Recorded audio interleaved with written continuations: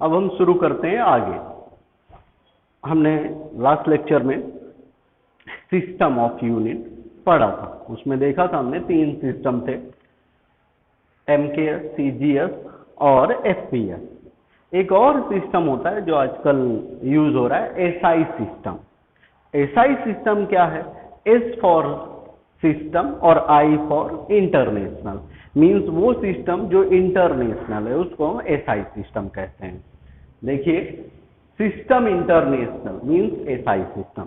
इस सिस्टम में MKS system की जो यूनिट्स हैं, MKS जो फॉर्म था हमारा, उसको एज ए बेस क्वांटिटी लेके यूज किया जाता है।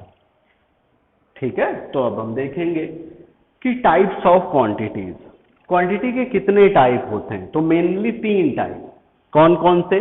बेस क्वांटिटी, डिराइव्ड क्वांटिटी और सप्लीमेंट्री क्वांटिटी।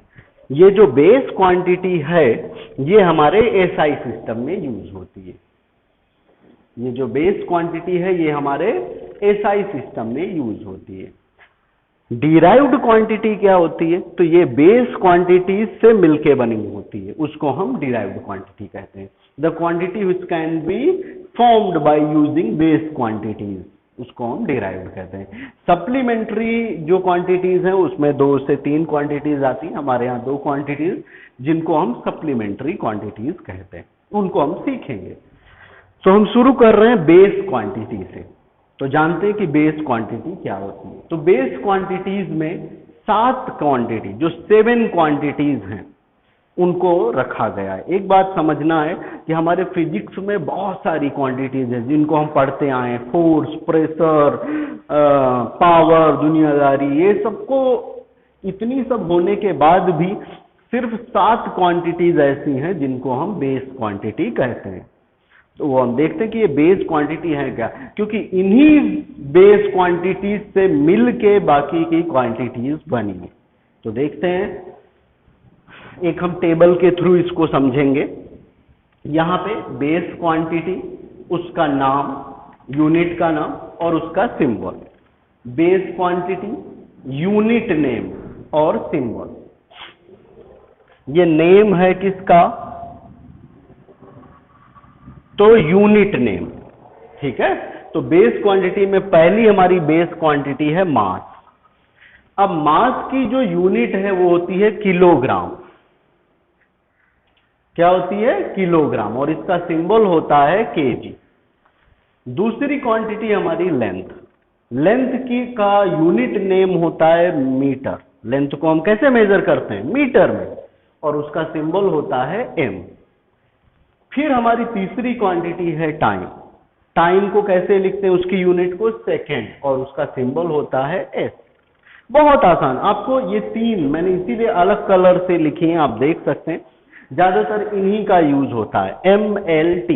इन्हीं से आगे चल के हम ये जो डायमेंशंस है वो भी सीखेंगे, तो इसीलिए इनको हमको ध्यान रखना है। वैसे तो आपको याद ही है, ऐसा कुछ खास नहीं है इसमें। इसके बाद जो चौथी क्वांटिटी है हमारी, वो है इलेक्ट्रिक करंट, जो अभी आप 10th में पढ़ के आए हैं। क्या होती है उसकी यूनिट? एम्पियर। सिंबल क्या होता है? ए। फिर इसके बाद टेम्परेचर। टेम्परेचर, टेम्परेचर का यूनिट क्या होता है? केल्विन। केल्विन, इसको हम के से डिनोट करते हैं। Amount of substance. Amount of substance actually ये स्मॉल मेजरमेंट के लिए यूज होता है। आपने केमिस्ट्री में इसका बहुत यूज आएगा, क्योंकि वहां बहुत छोटा छोटा मेजरमेंट होता है, तो इस वजह से अमाउंट ऑफ सब्सटेंस की यूनिट होती है मोल, और सिंबल भी मोल। स्पेलिंग थोड़ा ध्यान रखना। इसके बाद आता है ल्यूमिनस इंटेंसिटी। इसका जो यूनिट नेम होता है वो होता है कैंडिला, और इसका जो सिंबल होता है वो होता है CD। तो ये हमारे पास 7 बेसिक क्वांटिटीज हैं। बहुत आसान है, आपको शायद याद भी होंगी, और इनको हमको याद रखना भी है, क्योंकि ये अगर याद है तो आगे की चीजें बहुत आसान हो जाती। सिर्फ ये 7, और इन 7 में भी जो ज्यादा जरूरत पड़ती है वो आपको याद है शायद। आपको नॉर्मली अगर हम ऐसे बोल दें आंखें बंद करके, तो मास का क्या होता है? यूनिट किलोग्राम, लेंथ का मीटर, टाइम का सेकेंड, टेम्परेचर का केल्विन, करंट का एम्पियर, अमाउंट ऑफ सब्सटेंस का मोल, ल्यूमिनस इंटेंसिटी कैंडिला, CD। खत्म। तो हमको ये याद रखना है क्योंकि इनका यूज आगे होगा। अब इसके बाद जो दूसरी क्वांटिटी है वो है डिराइव्ड क्वांटिटी। डिराइव्ड क्वांटिटी क्या होती है? तो हमने अभी सीखा था पहले ही आते ही कि वो क्वांटिटी जो बेस क्वांटिटीज से मिलके बने उनको हम डिराइव्ड क्वांटिटी कहते हैं। अच्छा, एक चीज और, ये जो हमारी 7 हमने क्वांटिटी सीखी, उनकी यूनिट सीखी, सब सीखा, ये हमारे एसआई सिस्टम में यूज होती है।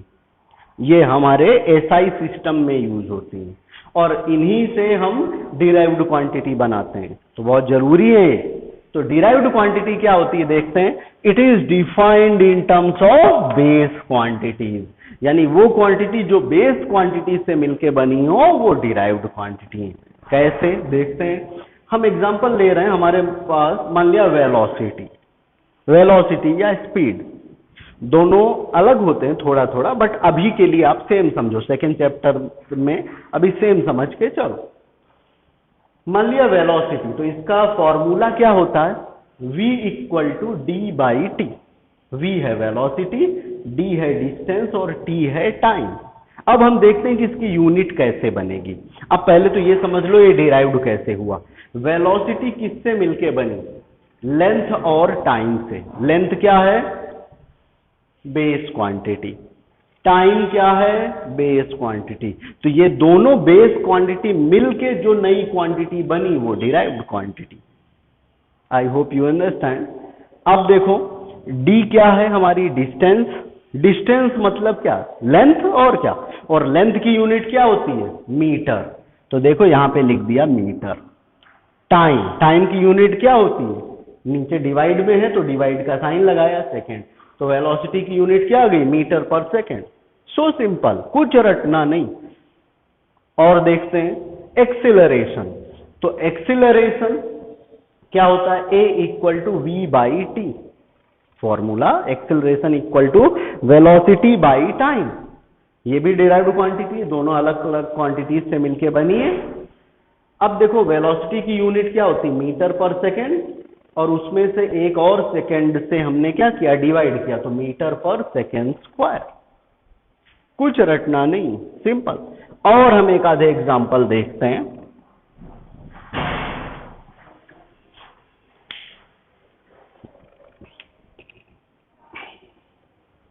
मान लिया फोर्स।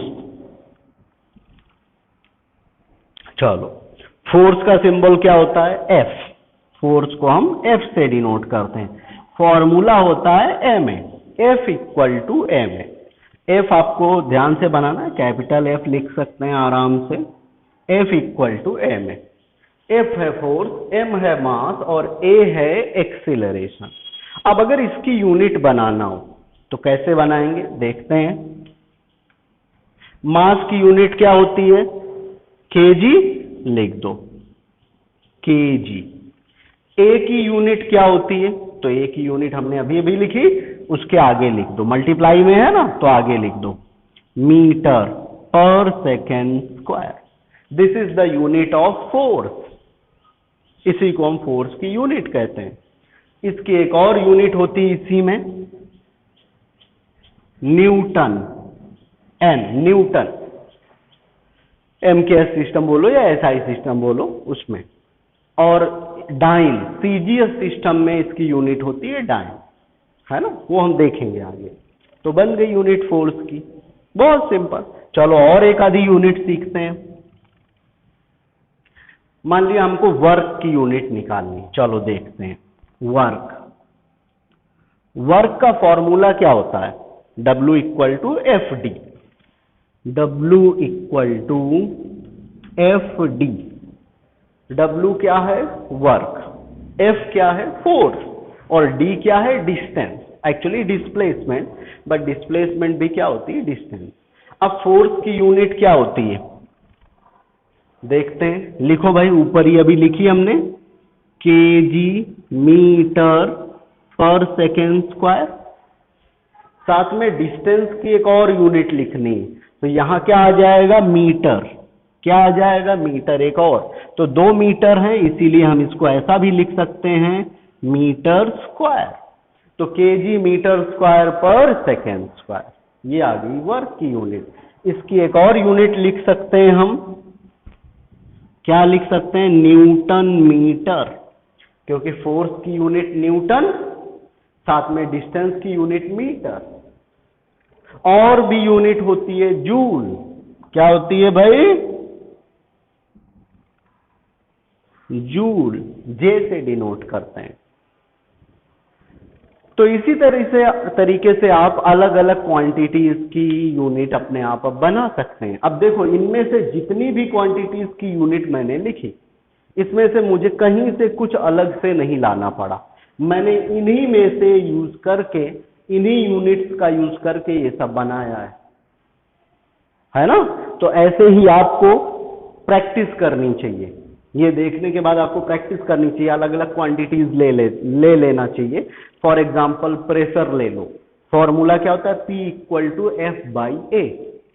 इसकी यूनिट निकालने की कोशिश करो।